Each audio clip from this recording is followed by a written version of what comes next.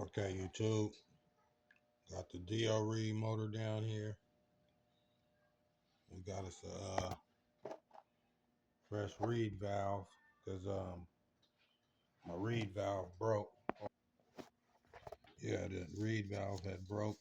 This is what the cage ended up coming out looking like. My motor had filled up with water because you know your carburetor sits at an angle, and it was in the rain, and this is what this ended up doing. So I had to buy a new set, a reed valve set. It come from what's that say? Racing genuine parts, motorcycle spare parts, Glixal. Yeah, so it's just a reed valve, costs $20. DO reed.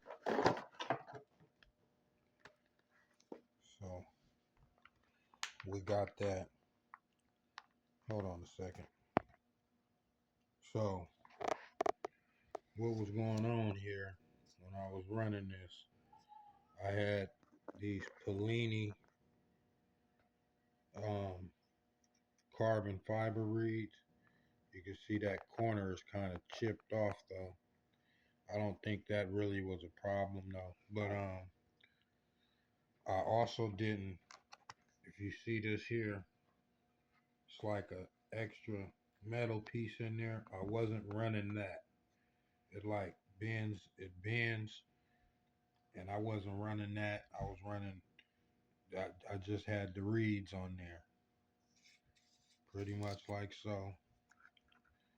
It was just like so. I didn't have that metal piece that's on there.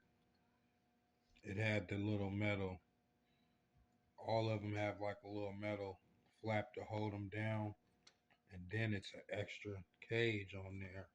Hold on, let me get this out the plastic.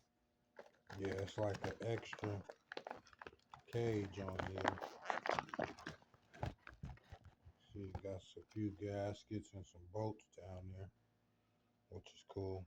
But yeah, so I wasn't running these little plates here. But I'm gonna just slap this thing on like it is and see how it does. I gotta figure out a way to close off this here port, because on this one, see, I got a little like piece of rubber on it, but I might just take that one out of that one and put it in here. But that's what we're gonna be doing today, slapping that on. I'm probably gonna pull my head off. I got a different spark plug. I don't think that spark plug is going all the way down. Um, I also kind of need to deck my cylinder a little bit. I don't like really where my piston comes up to. It's a little below where I would want it. Raise the compression some more also. But this is a GT5 bottom end. I really don't know what kind of case. It might have been a PK80 case, but I took and used water weld and went around the bosses and stuffed the case basically.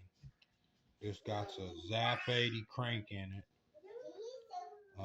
Yeah, so it's a GT5 ZAF 80 crank, ZAF 80 stamped on the rod. I do have a windowed piston in here and a lot of port work I did to it. It's pretty big and open. I'm running a 28 millimeter Kosho on here. This is a Kosho carburetor. Been having it for years. It's been on there for years. This motor's probably about 8, 9 years old. Still runs. So I got double sealed bearings. Both of my seals is on my bearings inside the case. And I also got a different type of bearing, a higher dollar bearing. But yeah, so right now I'm gonna put this reed valve on. Give me a second to get this one off. Okay. All right, we back. We got it apart. So this is what it is. See it how it all corroded. There goes my piston and my intake. This is a cylinder I cut and made.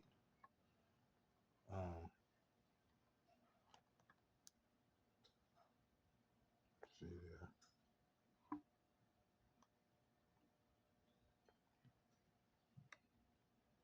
It's opened all the way up.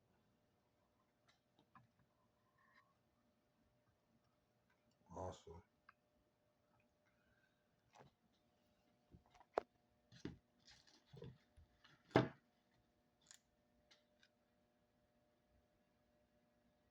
That wasn't that bad, I guess. Yeah, so let's finish getting this off. Drill making light work of it. Let me do this, I'll be back. Okay, got that off. We damn well need to get this gasket off, or I could leave it, I guess. Yeah, it did come with a fresh gasket though. Um, but let's assemble that, and we're gonna snatch the head. I want to switch this spark plug out. I got a longer one because that one's not coming all the way to the bottom of the thread hole in the spark plug hole. So I'm gonna try to fix that. Stay tuned.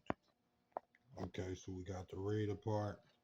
See what I was talking about here? These cage pieces I didn't have on the original one. I was running these Polini reeds, but that's something I could play with at a later date. I'm just gonna put this in there and try to get it back running. But yeah, so I do like a lot of port work, so